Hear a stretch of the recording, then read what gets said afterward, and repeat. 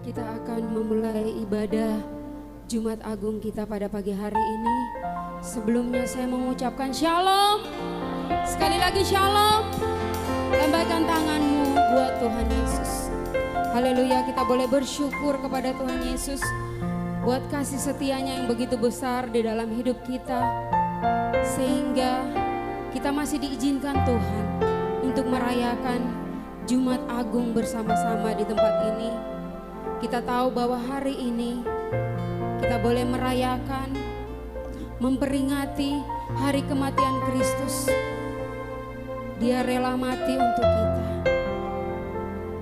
Dia menebus dosa kita. Dia berkorban untuk kita.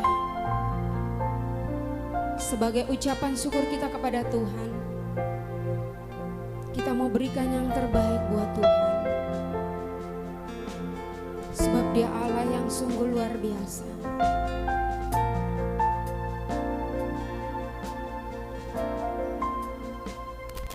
Satu Petrus 2 ayat 18 berkata, Ia sendiri telah memikul dosa kita di dalam tubuhnya di kayu salib, supaya kita yang telah mati terhadap dosa hidup untuk kebenaran. Oleh bilur-bilurnya kamu telah disembuhkan. Baik, mari kita siapkan hati kita. Kita mau datang kepada Tuhan. Kita mau angkat pujian pada satu bukit jauh dari sini.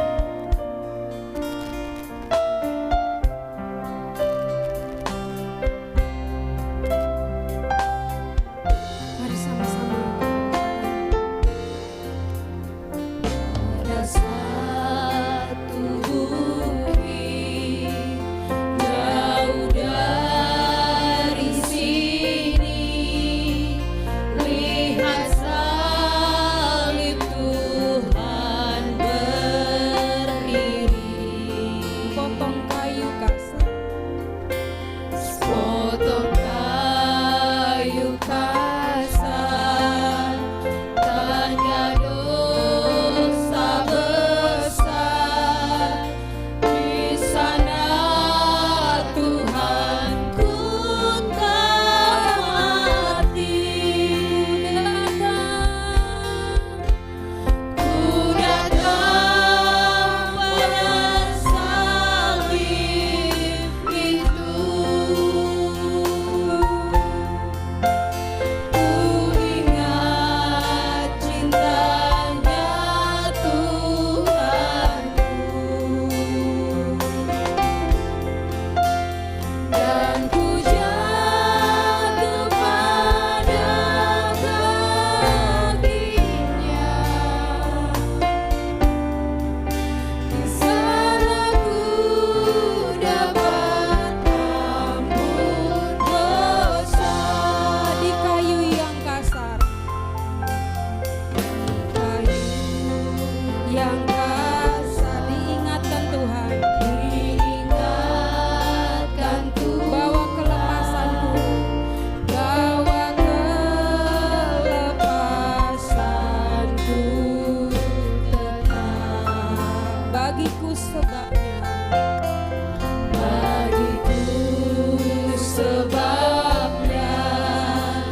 Tuhan ke Golgota menebus semua dosaku.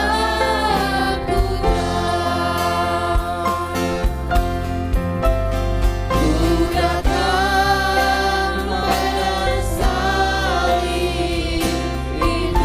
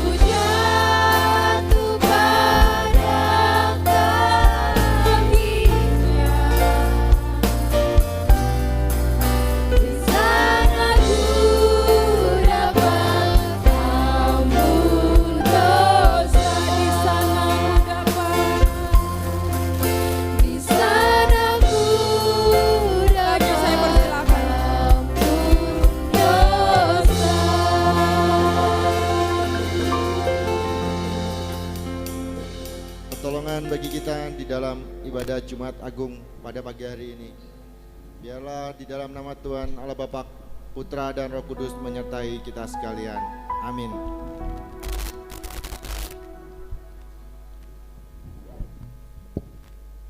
Dengarkanlah Roma 5 ayat yang ke-6 sampai yang ke-11. Karena waktu kita masih lemah, Kristus telah mati untuk kita orang-orang durhaka. Pada waktu yang ditentukan oleh Allah, sebab tidak mudah seorang mau mati untuk orang yang benar, tetapi mungkin untuk orang yang baik ada orang yang berani mati. Akan tetapi Allah menunjukkan kasih-Nya kepada kita, oleh karena Kristus telah mati untuk kita ketika kita masih berdosa. Lebih-lebih karena kita sekarang telah dibenarkan oleh darah-Nya, kita pasti akan diselamatkan dari murka Allah. Sebab jikalau kita ketika masih seteru diperdamaikan dengan Allah oleh kematian anaknya, lebih-lebih kita yang sekarang telah diperdamaikan pasti akan diselamatkan oleh hidupnya.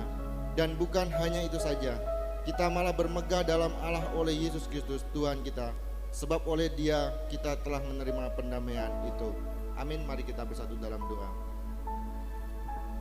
Begitu besar Tuhan cinta kasih-Mu di dalam kehidupan kami Tuhan.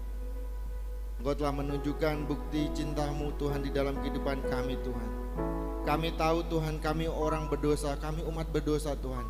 Banyak kesalahan pelanggaran yang kami lakukan di sepanjang kehidupan kami Tuhan, baik sekarang maupun minggu-minggu yang sudah kami lalui. Kami tahu Tuhan, kami sering tidak menyenangkan hati-Mu. Kami sering melakukan pelanggaran-pelanggaran yang tidak menyenangkan hati-Mu Tuhan. Tetapi pada hari ini Tuhan, kami boleh mengetahui, kami boleh mengerti Tuhan, bahwa cinta Tuhan tidak pernah lepas di dalam kehidupan kami. Engkau telah tunjukkan Tuhan bukti pengorbanan-Mu di kayu salib untuk menebus dosa-dosa dan pelanggaran kami Tuhan. Biarlah kami Tuhan mensyukuri, biarlah kami mengamini Tuhan atas cinta kasih yang Tuhan berikan di dalam kehidupan kami Tuhan, sehingga kami boleh menerima Engkau di dalam kehidupan kami sebagai juru selamat kami Tuhan. Kami yakin dan percaya Tuhan, iman kami semakin bertumbuh, iman kami semakin kuat di dalam Tuhan, karena kami yakin Roh Kudus-Mu sendiri yang menguatkan setiap kehidupan kami Tuhan. Biarlah seluruh jemaat Tuhan yang pada hari ini sudah hadir Tuhan, Engkau sendiri yang terus berkati, Engkau sendiri yang terus lawat Tuhan setiap kehidupannya Tuhan, sehingga iman percaya mereka semakin kuat di dalam Tuhan, sehingga mereka boleh mengamini Tuhan bukti cinta kasih Tuhan, pemeliharaan Tuhan atas hidup mereka, bukti penebusan dosa yang Kau berikan di dalam kehidupan kami Tuhan, pengorbanan Kau Tuhan yang telah menyatakan di dalam kehidupan kami Tuhan. Pada hari ini kami mau bersyukur dan berterima kasih, kami mau menyenangkan hati-Mu Tuhan, kami mau memuji-Mu Tuhan, kami mengagungkan Engkau Tuhan, kami mau memuliakan Engkau di dalam setiap kehidupan kami pribadi lepas pribadi di tempat ini Tuhan. Biarlah kemuliaan Allah turun di tempat ini, biarlah kuasa Roh Kudus-Mu hadir di tengah-tengah kami di tempat ini Tuhan. Tuhan berkati, Tuhan tolong para hamba-hamba Tuhan yang ambil bagian di dalam pelayanan Jumat Agung pada hari ini Tuhan. Biarlah Tuhan berkati worship leader, singer, pemain musik, asar, pendoa syafaat, guru sekolah minggu yang menjalankannya sendiri. Apapun, sekecil apapun pelayanan kami pada hari ini Tuhan, kami mau berserahnya kepadamu Tuhan. Biarlah Roh Kudus-Mu yang memberikan kekuatan Tuhan. Dan Engkau sendiri berkati Bapak Gembala kami akan menyampaikan kebenaran firman-Mu dan membawa kita di dalam sakramen perjamuan kudus. Biarlah Tuhan tolong, Tuhan berkati, urapi hamba-Mu ini dengan kuasa Roh Kudus-Mu Tuhan. Firman yang akan disampaikan boleh menjadi rema di dalam kehidupan kami. Tetangga kiri kanan kami Tuhan berkati mereka juga Tuhan. Kami serahkan juga Tuhan mungkin saudara-saudara kami yang saat ini belum bisa hadir Tuhan, yang sakit disembuhkan oleh Tuhan, yang di dalam perjalanan dituntun langkah mereka Tuhan, sertai mereka sehingga mereka boleh sampai di tempat ini dengan penuh sukacita di dalam Tuhan. Tuhan kami serahkan sekali lagi Tuhan jalannya ibadah ini Tuhan. Biarlah nama Tuhan saja yang dipermuliakan di dalam ibadah kami Tuhan, dan biarlah Engkau sendiri yang berkuasa atas ibadah kami Tuhan. Sekali lagi kami serahkan ibadah ini Tuhan, dari awal, pertengahan hingga akhirnya, hanya di dalam nama Tuhan Yesus Tuhan kami yang hidup. Haleluya, amin. Silakan duduk jemaat Tuhan. Kita percaya bahwa karena salibnya kita hidup. Kita percaya bahwa karena salibnya kita diselamatkan. Kita percaya bahwa karena salibnya, pengorbanannya tidak akan pernah sia-sia. Terbukti hari ini kita boleh sama-sama berkumpul di tempat ini sebagai orang-orang percaya kepada Tuhan Yesus, bahwa salib itu adalah kekuatan bagi kita. Salib itu adalah keselamatan bagi kita. Mungkin bagi orang lain salib itu adalah kebodohan, Tapi bagi kita yang percaya, salib itu adalah kekuatan Allah. Baik, kita mau datang kepada Tuhan. Kita mau angkat pujian karena salib-Mu.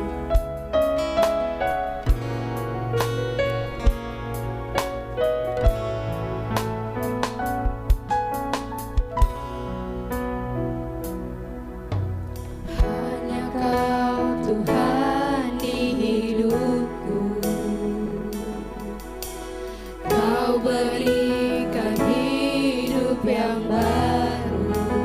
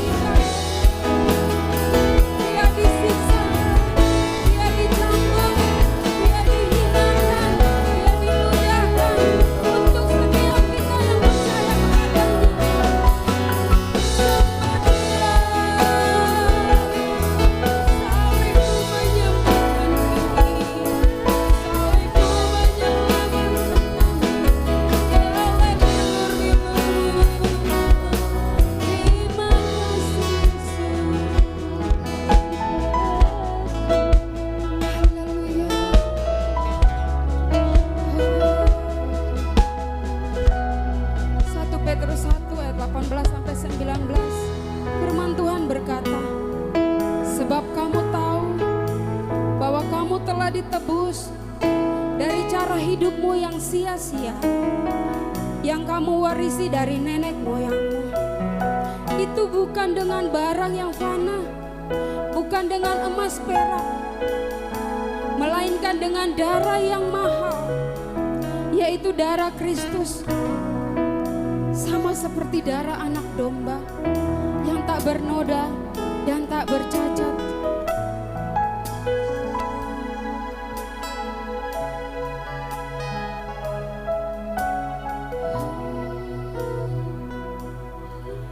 Ku telah mati dan tinggalkan cara hidupku yang lama.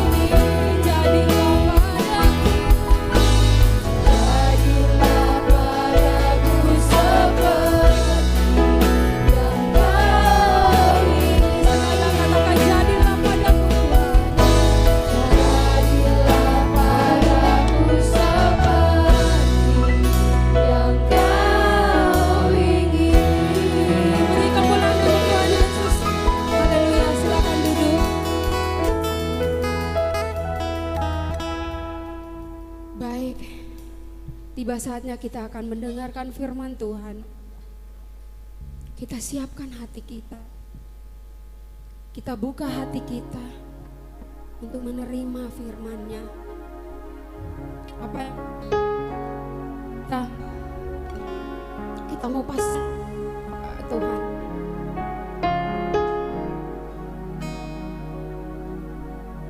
Sebab tanpa pengorbanannya hidup kita menjadi sia-sia.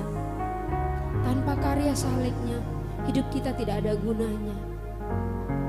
Inilah puncak daripada keselamatan yang boleh kita peringati hari ini. Kita mau angkat pujian nilai hidupku. Yesus, apa arti hidupku bila kau tak berikan nyawamu yang terbaik tersedia bagiku. Ku bersyukur atas kasih karunia-Mu.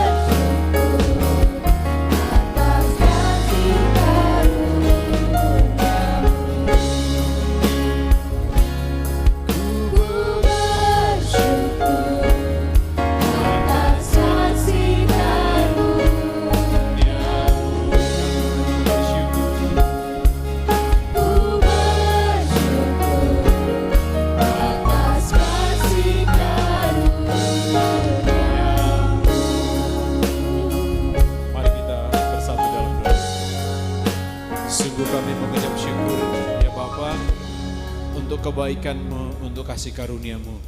Kalau pada hari ini kami kembali memperingati Jumat Agung, kami memperingati bagaimana Kristus Yesus rela menderita, bahkan mati di atas kayu salib demi menebus kami orang-orang yang tidak layak menjadi layak, orang-orang yang berdosa menjadi Engkau angkat menjadi anak-anak Allah. Terima kasih untuk kebaikan-Mu Bapa. Terima kasih untuk kebaikan-Mu ya Tuhan Yesus. Terima kasih untuk penyertaan-Mu Roh Kudus dalam kehidupan kami. Dan biarlah iman kami semakin teguh ketika kami mengingat penderitaan Kristus di kayu salib. Ketika kami mengingat bagaimana Engkau melewati siksaan demi siksaan dan penderitaan demi kami orang-orang berdosa ini. Biarlah iman kami semakin teguh di hadapan-Mu Bapa. Terima kasih Bapa yang baik. Sebentar kami akan merenungkan firman-Mu. Biarlah Engkau memberikan kepada kami hati seorang murid untuk kami dapat memahami dan mengerti kebenaran firman Tuhan yang akan kami pelajari bersama pada pagi hari ini. Urapi hamba-Mu dan urapi setiap kami yang hadir pada pagi hari ini. Terima kasih Bapa, terpujilah Engkau untuk selama-lamanya. Ini doa kami dan ucapan syukur kami. Di dalam nama Tuhan Yesus Kristus, kami siap untuk mendengar firman Tuhan pagi hari ini. Haleluya. Amin. Puji Tuhan, silakan duduk Bapak Ibu Saudara. Oh, udah duduk ya. Ya. Tadi lupa minta berdiri ya. Shalom. Ya. Saya tahu hari ini hari berkabung, tapi jangan suaranya berkabung juga gitu ya. Ya, shalomnya lemah gitu ya. Shalom. Ya, karena penderitaan Kristus merupakan kemenangan bagi kita. Amin. Ya, kematiannya ya Bapak Ibu Saudara, kematian Kristus adalah kehidupan bagi kita. Amin. Kalau Kristus tidak mati, kita tetap dalam kematian. Ya, kalau Kristus tidak mati, kita tetap dalam kematian. Tapi ketika Kristus mati, maka kita memiliki hidup. Makanya ada lagu kan dikatakan, kubur kosong membuktikan dia hidup. Ya, Bapak Ibu Saudara ya, nanti hari Jumat, hari Minggu kita akan melihat bagaimana Kristus bangkit dari antara orang mati. Nah, Bapak Ibu Saudara dikasih Tuhan Yesus, pada pagi hari ini kita akan belajar yaitu makna 7 perkataan Kristus di kayu salib. Jadi ketika Kristus ada di kayu salib, paling tidak yang dicatat di dalam Injil ada 7 perkataan Kristus. Dan pagi hari ini kita akan belajar 7 perkataan Kristus di atas kayu salib. Namun sebelum kita masuk pada bagian itu, kita akan melihat dulu bagaimana salib itu bukan hanya sebagai lambang penderitaan, tapi lambang kemenangan. Amin. Mari kita buka 1 Korintus 1 ayat yang ke-18. Kita akan sama-sama baca firman Tuhan ini, 1 Korintus 1 ayat yang ke-18.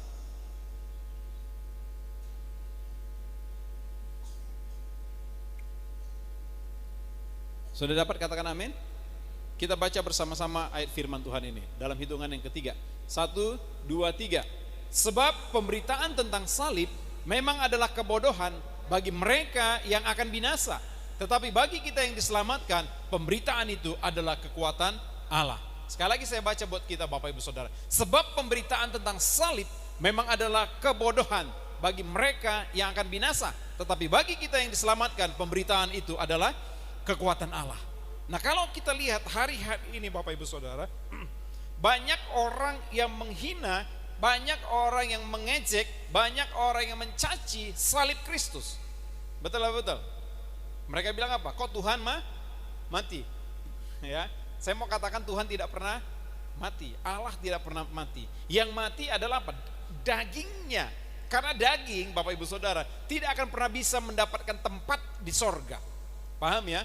Daging tidak akan pernah bisa mendapat, daging dan darah tidak akan pernah bisa mendapat tempat di sorga. Di sorga adalah apa? Roh. Maka ketika Kristus yang adalah Allah ambil rupa dalam rupa manusia, maka rupanya ini harus binasa. Kedagingannya ini harus mati.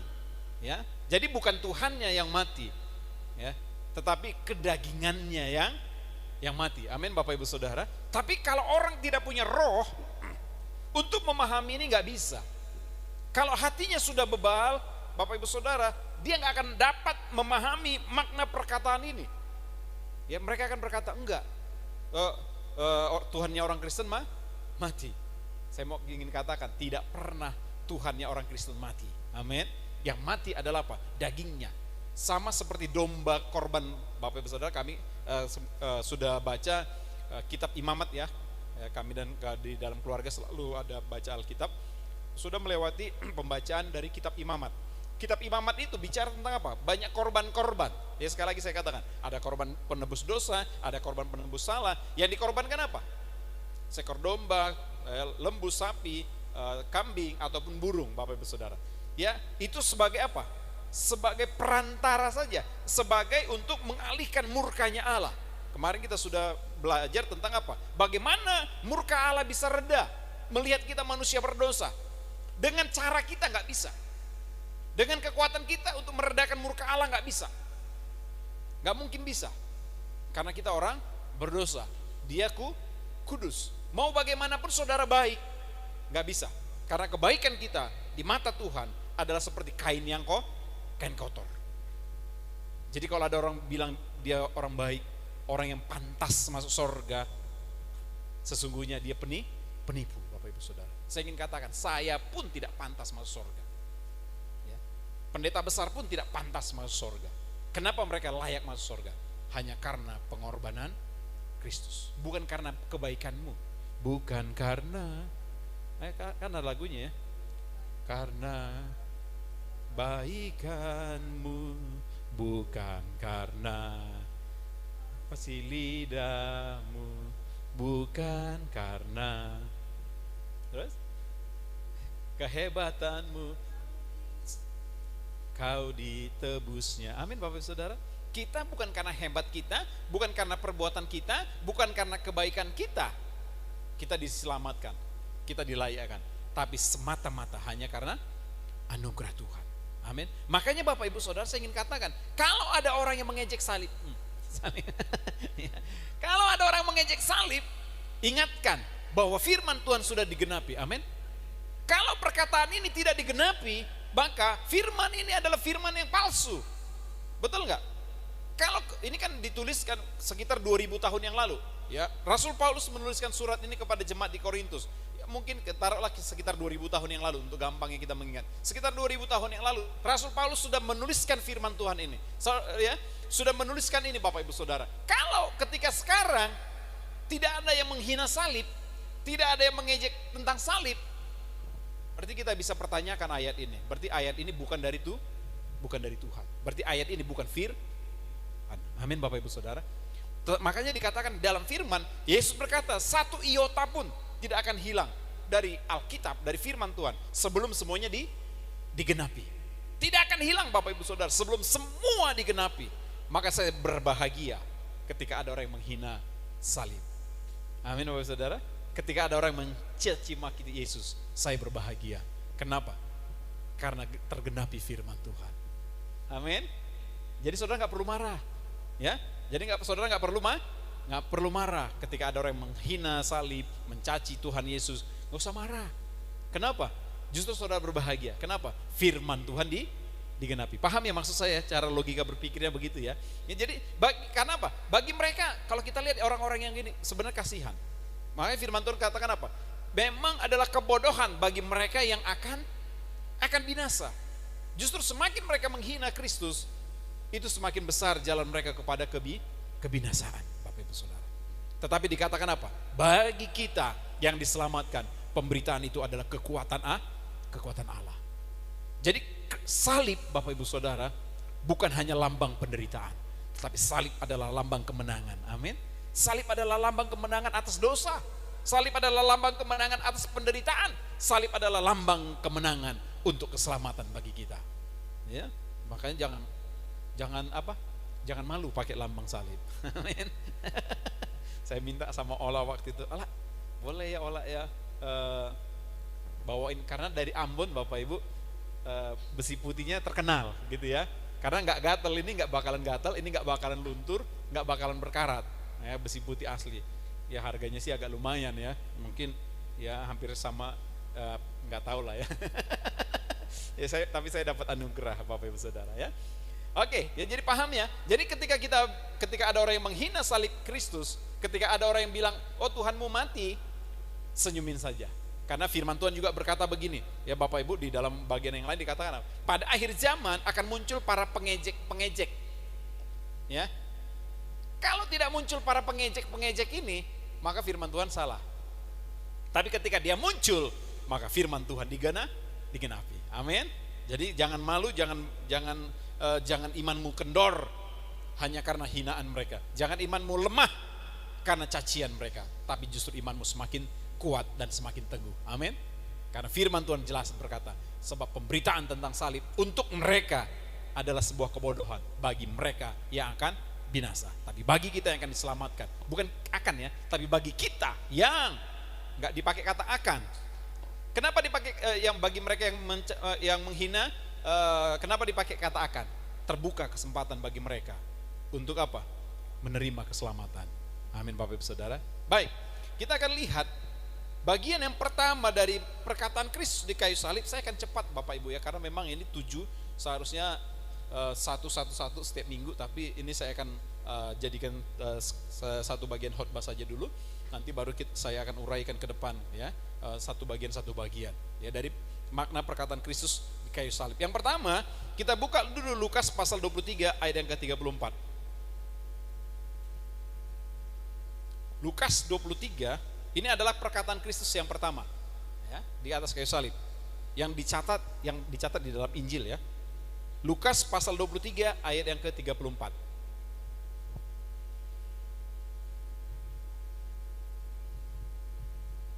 Sudah dapat?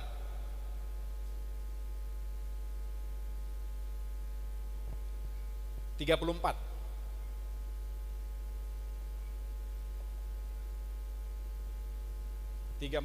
Ya, oke. Kita baca bersama-sama. 2, 3. Yesus berkata, "Ya Bapa, ampunilah mereka, sebab mereka tidak tahu apa yang mereka perbuat, dan mereka membuang undi untuk membagi pakaiannya." Ini perkataan yang pertama yang dikatakan Yesus ketika dia sudah ada di atas kayu salib, Bapak Ibu Saudara. Ya. Apa yang dia katakan? "Ya Bapa, ampunilah mereka, karena mereka tidak tahu apa yang mereka perbuat." Bapak Ibu yang dikasih oleh Tuhan Yesus, saya pernah menonton ya, satu kesaksian orang yang akhirnya menerima Kristus. Ya, dia meninggalkan kepercayaan yang lama dan pada akhirnya dia menerima Tuhan Yesus sebagai juru selamatnya. Lewat ayat mana? Ketika dia membuka membuka Alkitab, ya, dia ketemu ayat ini, Bapak Ibu Saudara. Ya, ketemu ayat ini yang berkata apa? "Ya Bapa, ampunilah mereka, sebab mereka tidak tahu apa yang mereka perbuat."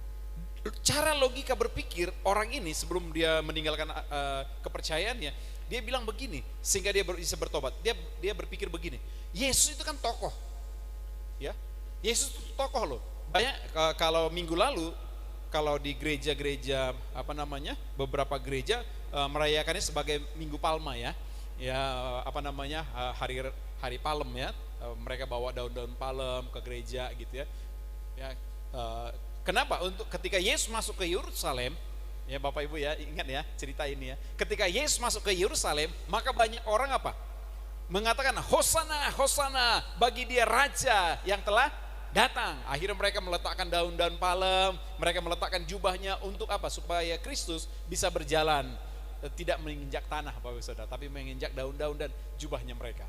Makanya gereja, tradisi gereja ada beberapa yang melakukan minggu kemarin itu adalah Minggu Palma, ya, minggu hari membawa daun-daun itu ya, untuk memperingati waktu Yesus datang masuk ke Yerusalem. Nah Bapak Ibu Saudara, begitu banyak orang, mereka berkata Hosana, Hosana bagi raja yang telah datang. Nah orang ini ya, yang kesaksian ini, dia waktu membaca firman Tuhan ini dia bilang begini, di Yesus ini kan tokoh, pengikutnya banyak. Ya, kalau kita lihat film-film Bapak Ibu, ya, kita lihat film ya. Biasanya kalau gurunya mati, pesannya apa? Sama anak buahnya. Biasanya, tolong balaskan dendamku. Betul ya? Oh iya, betul ya. Kalau kita lihat perguruan-perguruan film-film kolosal Cina gitu ya, selalu pesannya itu. Ya, tolong balaskan dendamku. Selalu itu, ya, Bapak Ibu Saudara. Karena apa? Memang sifat manusia adalah mau balas dendam. Ya, gigi ganti gigi itu, Bapak Ibu Saudara. Nah, ketika dia baca ini, dia dipenuhi Roh Kudus dan dia berkata, ini luar biasa. Ini bukan manusia. Kalau bukan Tuhan, tidak mungkin mampu mengatakan ini. Betul Bapak Ibu Saudara? Ya, berkata apa? Ampunilah mereka sebab mereka tidak tahu apa yang mereka perbuat.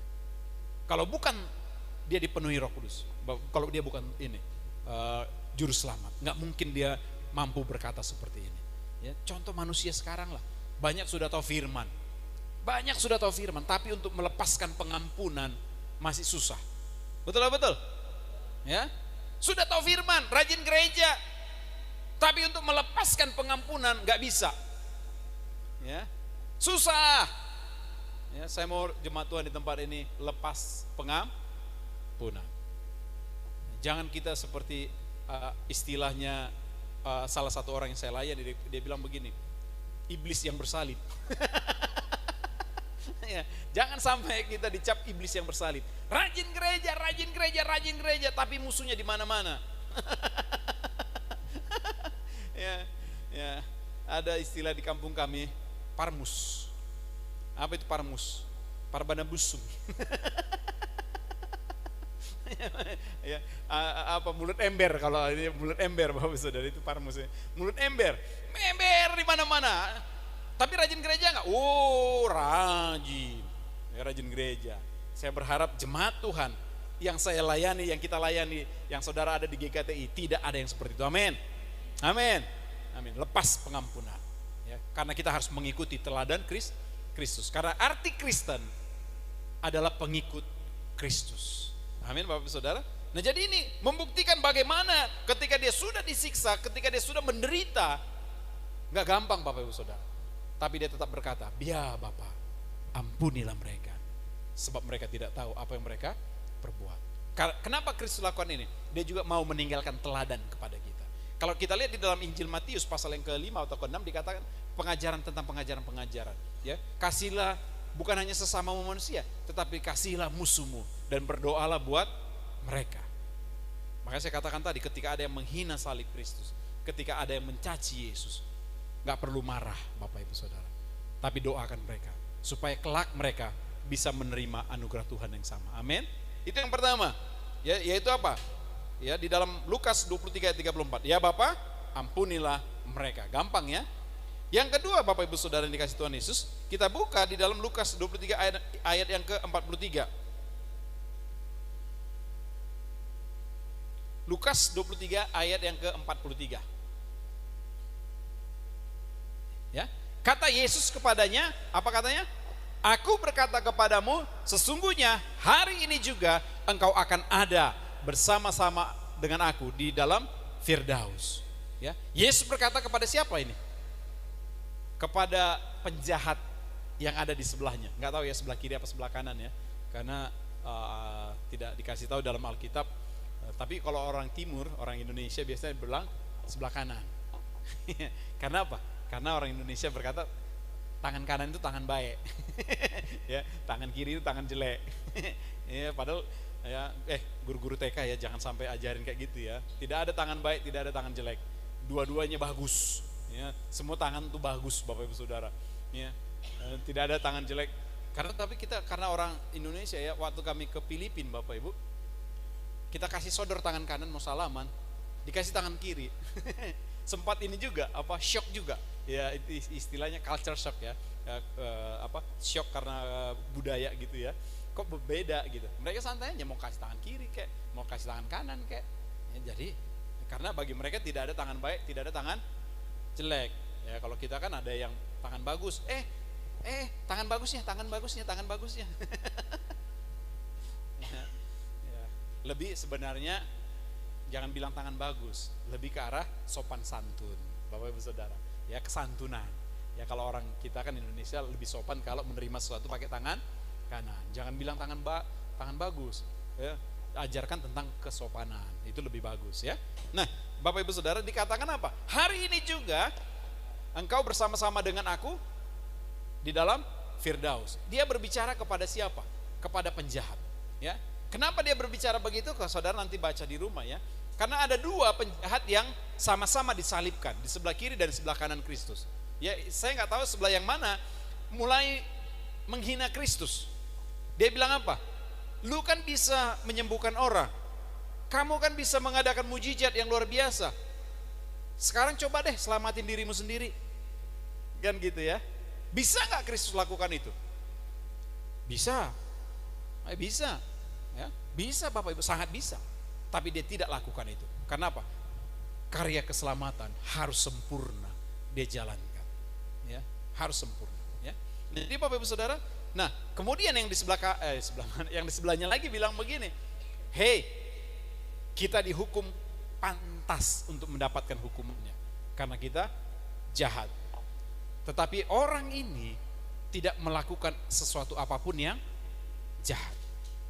Dan pada waktu itu dia bilang, "Yesus, kalau kau nanti ada di sana, ingatlah akan aku."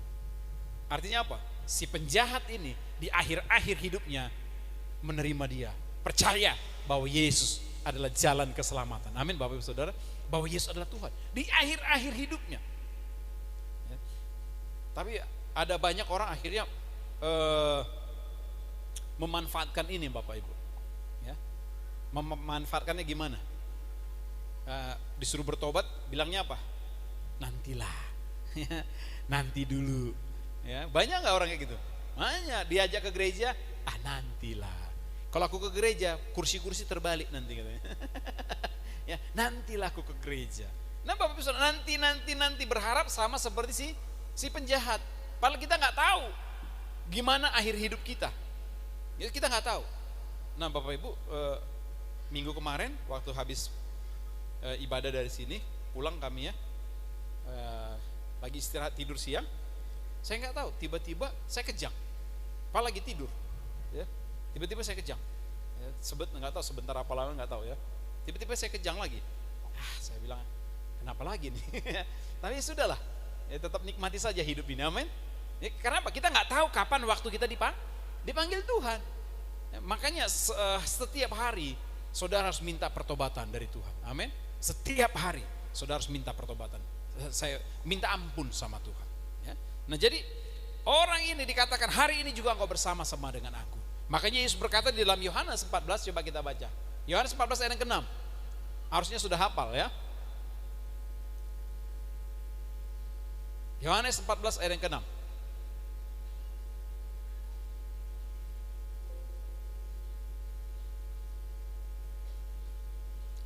Ya kita baca. Kata Yesus kepadanya, "Akulah jalan dan kebenaran dan hidup.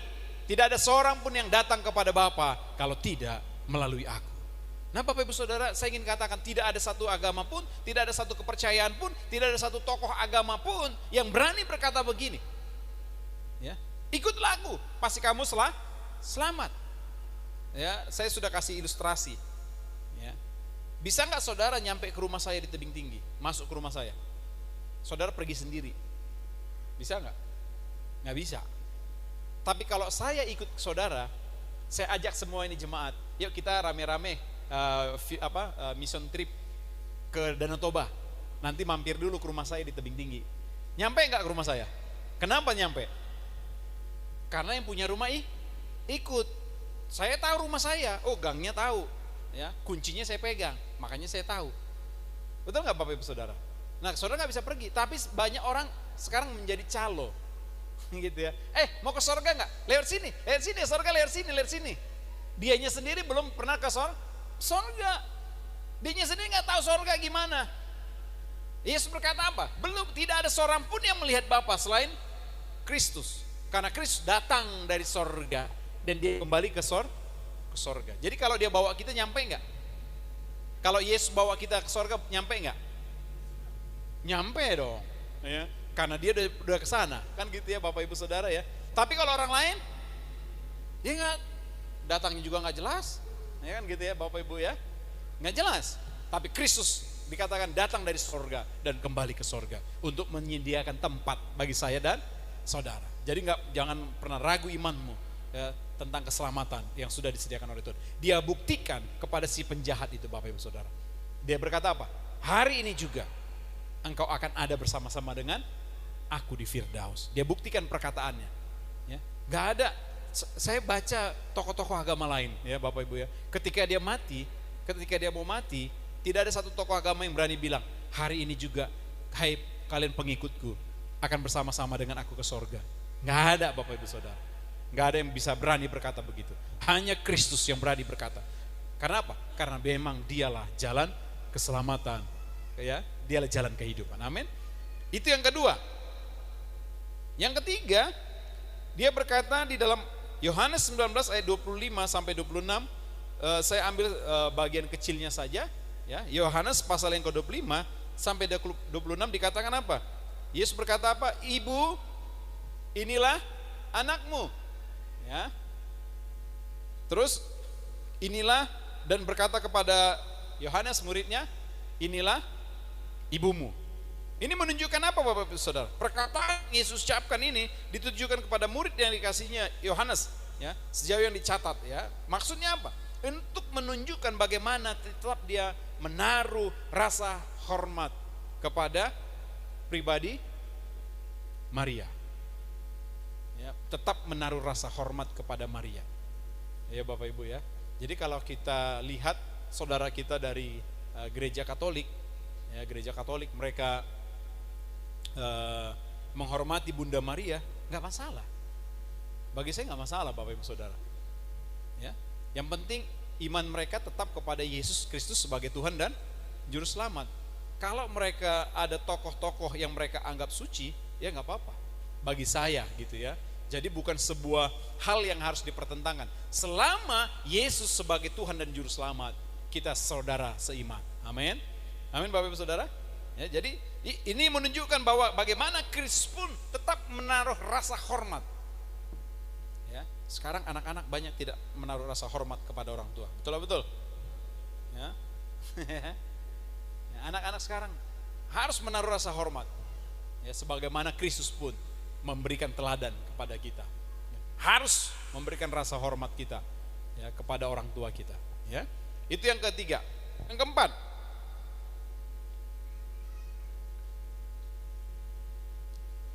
ya, kita baca di dalam Markus 15 ayat yang ke-34. Markus 15 ayat yang ke-34. Ini perkataan Kristus yang keempat di atas kayu salib. Ya, saya baca sampaikannya agak cepat sedikit ya Bapak Ibu ya. Tapi mudah-mudahan ke depan saya akan bahas satu demi satu. Kalau tidak salah saya sudah pernah memberikan khotbah secara seri sebenarnya 7 perkataan Kristus di salib ini ya. Markus 15 ayat 34. Dan pada jam 3 berserulah Yesus dengan suara nyaring berkata apa? Eloi, Eloi, lama sabachthani, yang berarti Allahku, Allahku, mengapa engkau meninggalkan aku? Ya. Bapakku, Bapakku, mengapa engkau meninggalkan aku? Banyak orang berkata, tuh, Yesus teriak minta tolong sama bapaknya. Ya. Tuh lihat, berarti Yesus bukan Tuhan katanya. Ya, konsep yang salah dari orang-orang yang tidak mengerti kebenaran, Bapak Ibu Saudara. Kenapa? Memang banyak pertanyaan Bapak Ibu Saudara, kenapa dia sampai berteriak? Ya, pada titik ini Bapak Ibu, ketika dia disalib, pada titik ini bayangkan semua dosa ya, yang Yesus tidak pernah kerjakan ditaruh ke dalam dirinya. Ya, cawan murka Allah dituangkan ke dalam diri Kristus. Ya, cawan murkanya Allah ditaruh ke dalam diri Kristus, sehingga Allah Bapa, dikatakan kalau kita membahaskan secara bahasa manusia, memalingkan wajah. Walaupun Allah mungkin tidak punya wajah gitu ya, tapi kita secara manusia menggambarkan dia seperti itu ya, karena dia bisa melihat segalanya. Gimana wajahnya Allah? Tapi dalam konteks ayat ini dikatakan bagaimana Allah memalingkan diri dari Kristus. Karena apa? Kristus menanggung semua cawan murkanya Allah. Dia tanggung di situ Bapak Ibu Saudara. Semua dosa ada dalam dirinya. Makanya Yesus berkata, Allahku, Allahku, mengapa engkau meninggalkan aku? Dan bayangkan Bapak Ibu Saudara, sebelum dia menjalankan ini, waktu dia berdoa di Taman Getsemani, dia sudah berdoa. Ya, dia berdoa. Dan dia berdoa dengan penuh rasa apa? Gentar. Ini membuktikan Yesus selama ada di dunia adalah manusia Bapak Ibu Saudara. Ya, jadi bukan dia, oh Allah, enggak. Tapi dia tetap Allah. Ya, mungkin saudara akan bingung, dia manusia tapi kok dia Allah?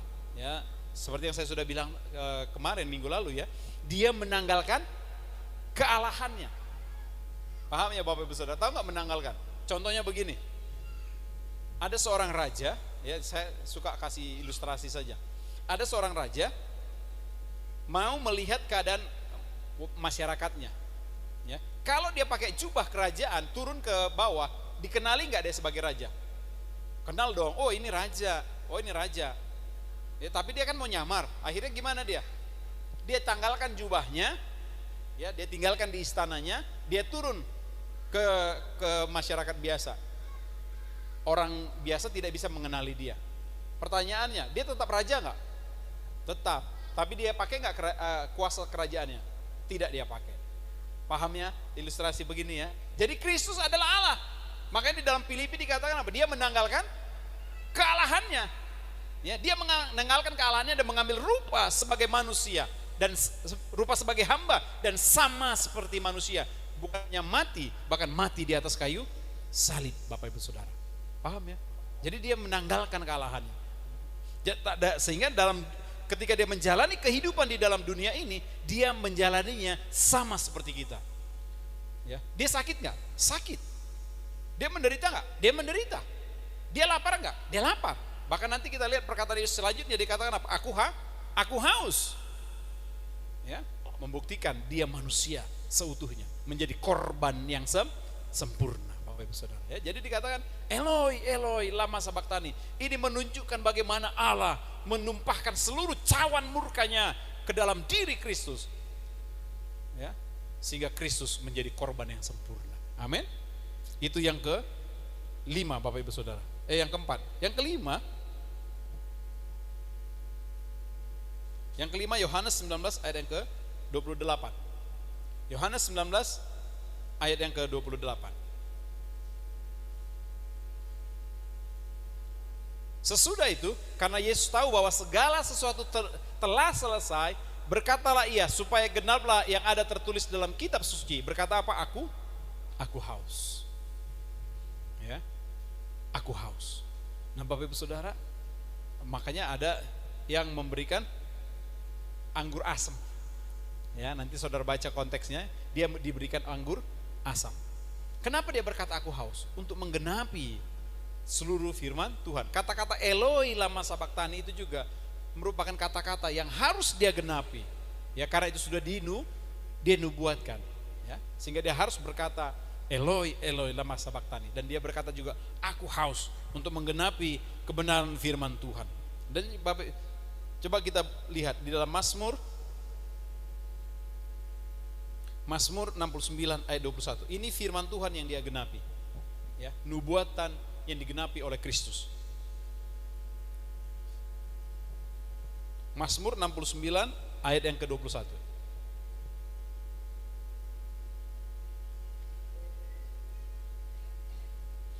Ayat 21. Ya. Bahkan mereka dikatakan apa? Memberi aku makan racun, dan pada waktu aku haus, mereka memberi aku minum anggur asam. Digenapi nggak firman Tuhan? Digenapi dalam diri Kristus. Makanya dia berkata, aku haus. Supaya ayat nubuatan ini digenapi dalam diri Kristus. Amin. Yang keenam, Yohanes 19 ayat yang ke-30.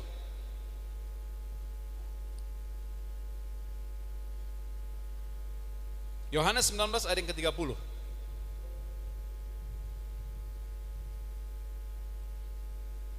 Sudah dapat? Ya, kita baca sama-sama. 2, 3. Sesudah Yesus meminum anggur asam itu, berkatalah ia, sudah selesai. Lalu ia menundukkan kepalanya dan menyerahkan nyawanya. Nah Bapak Ibu Saudara, dikatakan apa? Kata sudah selesai. Ya, sudah selesai. Kadangkala kata-kata sudah selesai ini bagi kita manusia adalah kata-kata keputusasaan. Betul nggak? Say mai. Betul ya? Kalau bahasa Bataknya kan enak ya. Say mai. Ya. Artinya bukan udah kelar, tapi karena sudah mentok. Ya, karena sudah mentok, udahlah selesai lah, udah. Karena apa? Sudah capek, sudah putus asa, sudah lelah, akhirnya berkata, udahlah selesai aja lah. Betul ya?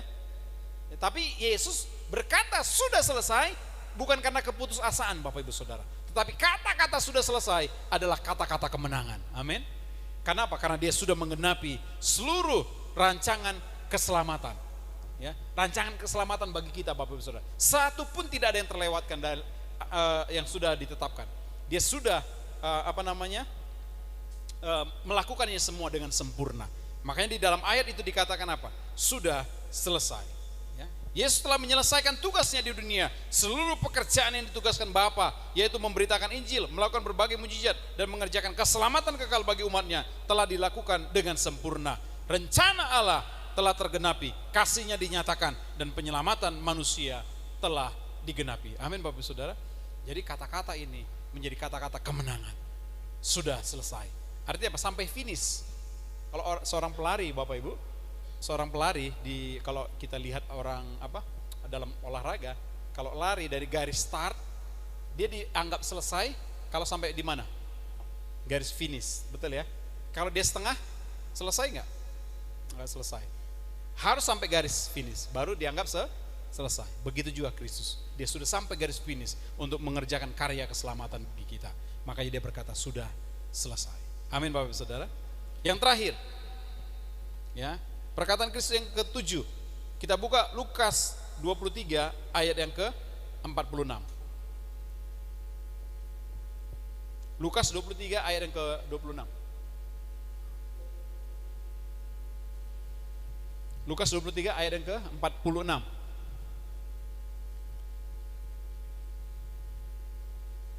Oke, coba dibuka. Kita baca sama-sama. Ayo, supaya kita memahami firman Tuhan ini. 2, 3. Lalu Yesus berseru dengan suara nyaring, "Ya Bapa, ke dalam tangan-Mu kuserahkan nyawaku."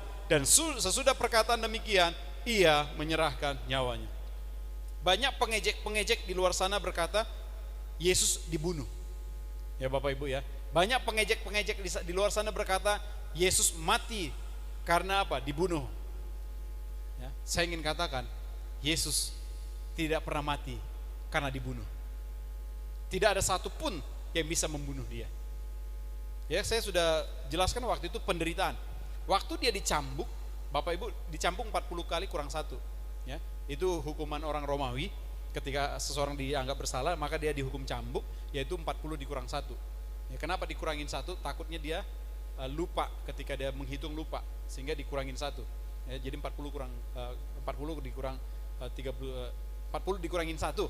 Nah Bapak Ibu Saudara ya. Nah ketika dicambuk, Kristus dicambuk, saudara bisa lihat nanti di filmnya The Passion of the Christ. Itu salah satu film yang menggambarkan hampir dikatakannya hampir mendekati peristiwa yang sebenarnya Bapak Ibu Saudara ya, film itu. Jadi ketika dicambuk, cambuknya Romawi itu bukan pecut yang biasa, bukan seperti ini ya, bukan lidi atau rotan.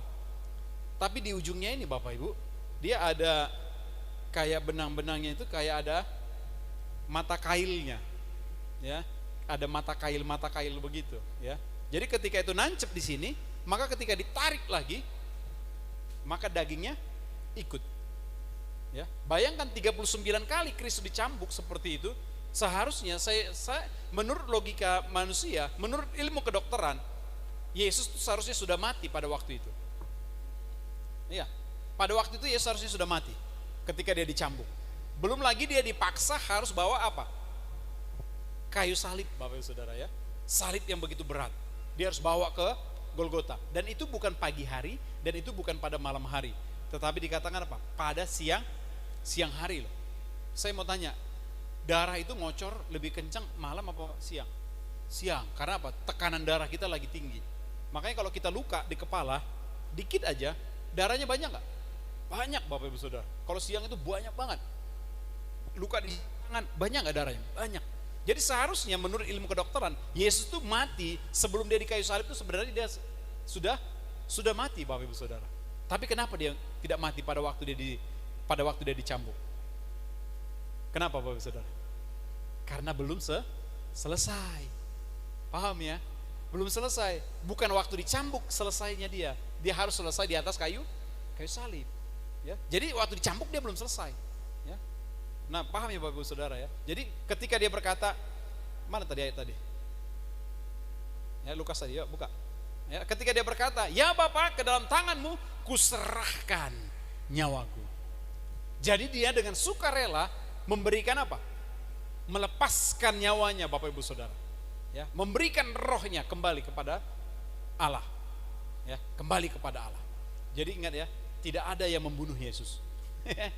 Ya, tidak ada yang membunuh Kristus. Ya, tidak ada yang mampu membunuh dia. Tapi dia memberikannya nyawanya. Bayangkan penderitaannya begitu banyak, dicambuk, dipukulin. Dipukul gak Yesus? Dipukul. Waktu itu kan Yesus ditutup matanya, terus ada yang mukul dari belakang, ya, diludahi.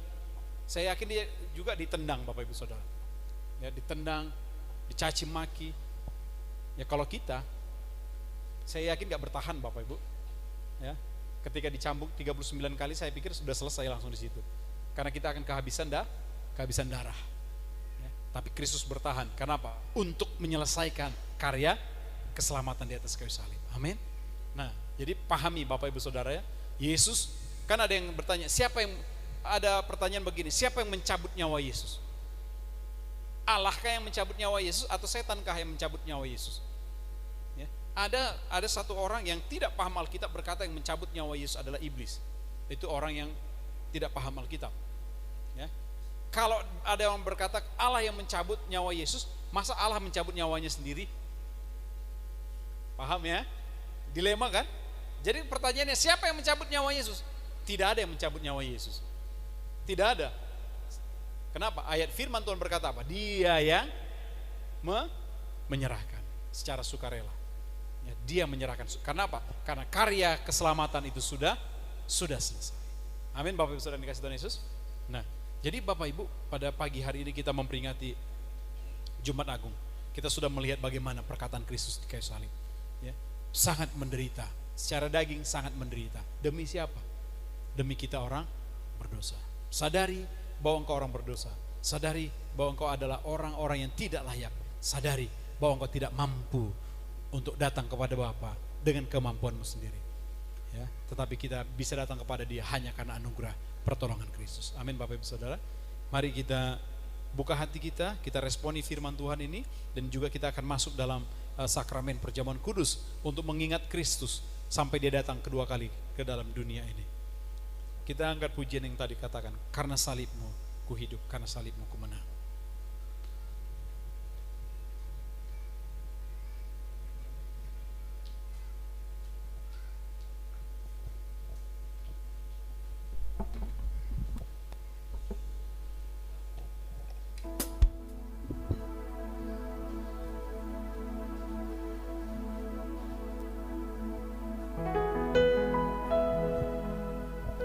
Hanya Kau Tuhan,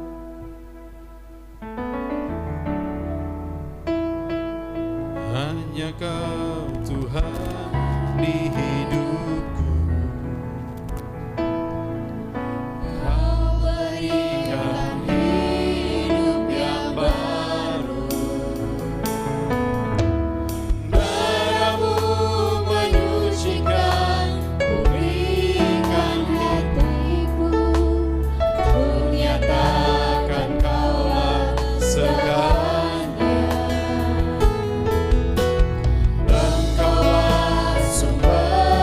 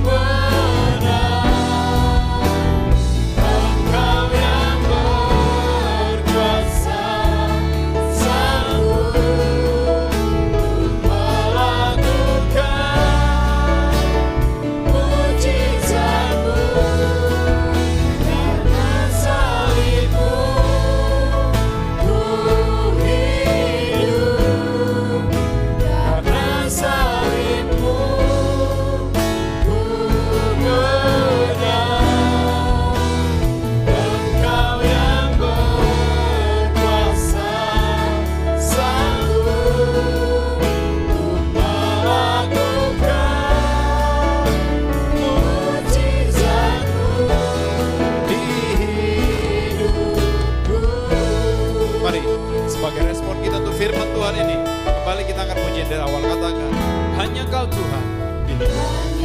Mari jemaat Tuhan, saya undang untuk berdiri.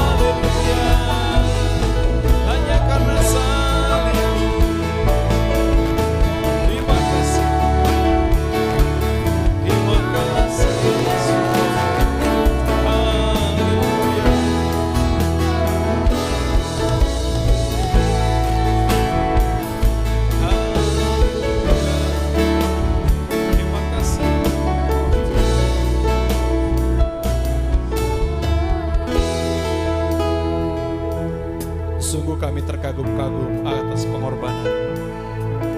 Sungguh kami terkagum akan karya-Mu ya Bapa. Bagaimana Engkau menyelamatkan kami orang berdosa ini. Kami orang yang tidak layak, kami orang yang tidak pantas. Kami adalah orang-orang yang patut dimurkai oleh Tuhan. Tetapi karena karya-Mu, anugerah-Mu, Engkau rela mengutus anak-Mu, Kristus Yesus Tuhan, untuk menyelamatkan kami. Menjadi korban yang sempurna, menjadi korban pengganti atas segala dosa-dosa dan pelanggaran kami. Dan kami melihat bagaimana jalan Via Dolorosa, jalan penderitaan Kristus yang harus mati di atas kayu salib, rela menderita demi kami. Terima kasih ya Tuhan. Terima kasih Yesus. Terima kasih Tuhan Yesus. Biarlah ketika kami mengingat ini, iman kami semakin teguh di dalam Engkau. Kami tidak akan meninggalkan Engkau. Karena Engkaulah jalan keselamatan, Engkaulah jalan kebenaran, dan Engkaulah jalan kehidupan bagi kami. Terima kasih Tuhan Yesus. Dan janji-Mu tidak pernah gagal sedetik pun, sedikit pun dalam kehidupan kami. Terima kasih Bapa. Dan kami sudah mendengar firman-Mu. Adalah firman yang kami dengar hari ini tertanam di hati kami. Mari Roh Kudus, Engkau berbicara kepada kami pribadi lepas pribadi, menggetarkan hati kami atas kebaikan Tuhan. Terima kasih Bapa, sehingga firman-Mu boleh tertanam di hati kami, bertumbuh, berakar, dan menghasilkan buah yang berkenan di hadapan. Terima kasih Bapa. Dan kalau sebentar kami juga akan mengambil bagian dalam sakramen perjamuan kudus. Kuduskan dan kami, ampuni segala dosa-dosa dan pelanggaran kami. Sehingga ketika kami mengambil bagian dalam sakramen perjamuan kudus pagi hari ini, bukan kutuk yang kami terima, tapi berkat Tuhan yang kami terima. Ampuni segala dosa dan pelanggaran kami ya Bapa. Berkati juga setiap hamba-hamba-Mu yang akan menyalurkan perjamuan kudus ini Tuhan. Kuduskan mereka, kuduskan tangan-tangan mereka, kuduskan hati dan hidup mereka. Sehingga ketika mereka menyalurkan perjamuan kudus ini, ada berkat Tuhan yang turun bagi jemaat. Terima kasih Bapa yang baik. Terpuji-pujilah Engkau untuk selama-lamanya. Haleluya. Haleluya. Ku datang pada salib. Saya mengundang hamba-hamba Tuhan yang akan mengambil bagian dalam perjamuan kudus.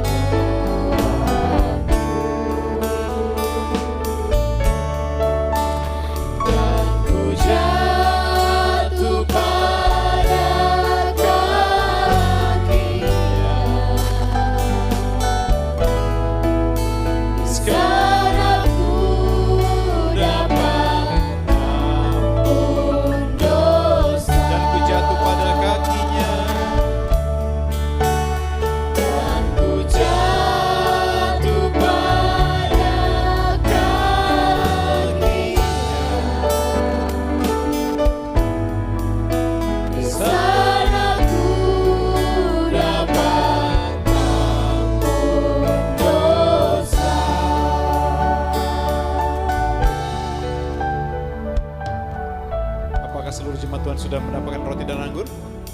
Amin.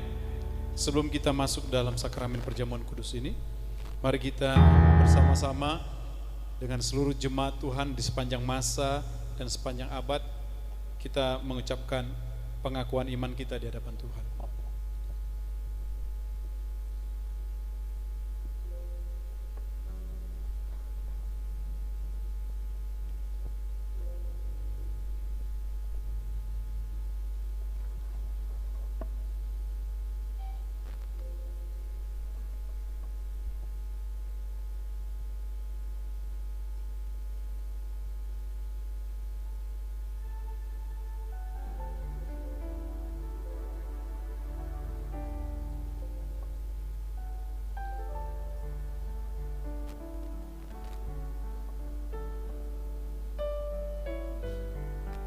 Mari sama-sama kita mengucapkan pengakuan iman kita di hadapan Tuhan.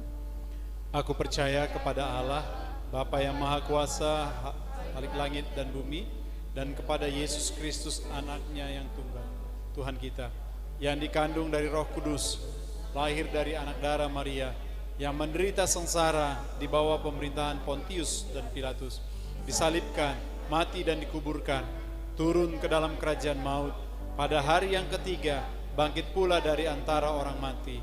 Dari sana duduk di sebelah kanan Bapa yang Maha Kuasa, dan dari sana ia akan datang untuk menghakimi orang yang hidup dan yang mati. Aku percaya kepada Roh Kudus, gereja yang kudus dan am, persekutuan orang kudus, pengampunan dosa, kebangkitan tubuh dan hidup yang kekal. Amin. Karena itu kekasih-kasih Kristus, angkat tinggi roti di atas kepala dan dengarkanlah firman Tuhan. Sebab apa yang telah kuteruskan kepadamu telah aku terima dari Tuhan. Pada malam waktu ia diserahkan, mengambil roti, dan sesudah itu ia mengucap syukur atasnya. Ia memecah-mecahkannya dan berkata, inilah tubuhku yang diserahkan bagi kamu. Perbuatlah ini menjadi peringatan akan aku. Kekasih-kasih Kristus, bukankah roti yang kita pecah-pecahkan adalah persekutuan dengan tubuh Kristus? Karena itu makanlah dalam nama Tuhan Yesus Kristus.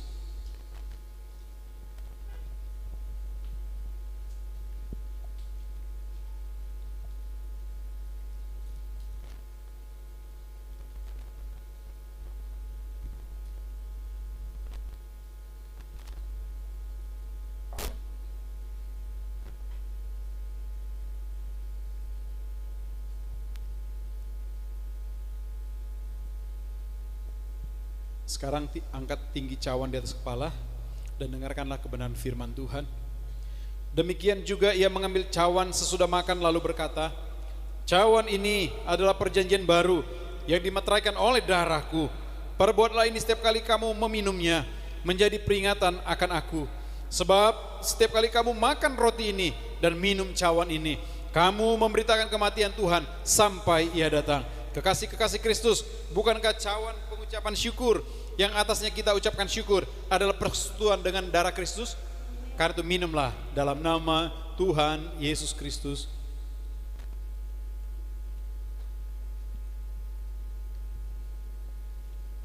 Mari naikkan ucapan syukurmu di hadapan Tuhan. Haleluya. Kami bersyukur. Terima kasih Tuhan. Terima kasih Yesus.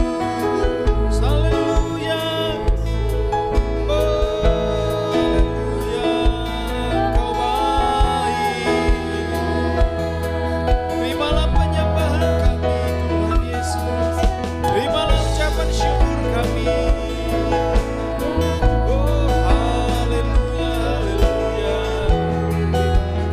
kasih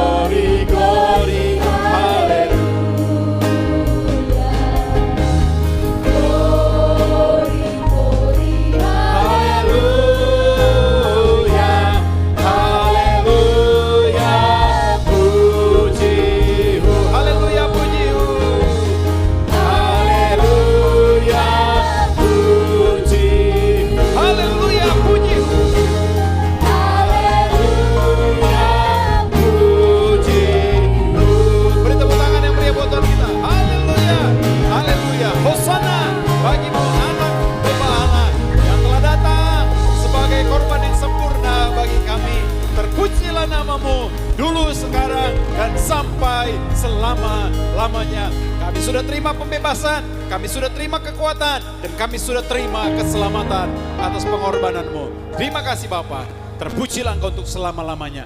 Di dalam nama Tuhan Yesus Kristus, kami bersyukur dan kami berterima kasih. Haleluya. Semua yang diberkati katakan, amin.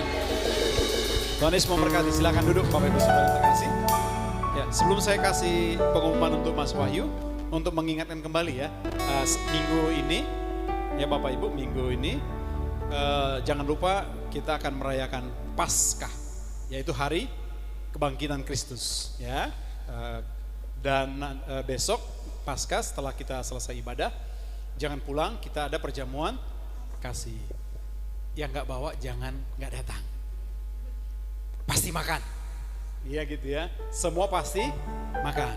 Ya, ya jangan aku nggak bisa bawa. Jangan Bapak Ibu Saudara, saya berharap, saya mohon ya, mohon. Jangan gara-gara makanan saudara nggak datang. Ya, itu bukan menjadi beban. Ya, bukan menjadi beban. Amin. Ya, datang semua ya, amin. Kita merayakan Paskah ya. Ya, kita bawa apa yang kita bisa bawa sebagai ucapan syukur kita kepada Tuhan. Amin. Itu saja tambahan pengumuman, saya serahkan kepada Mas Bayu.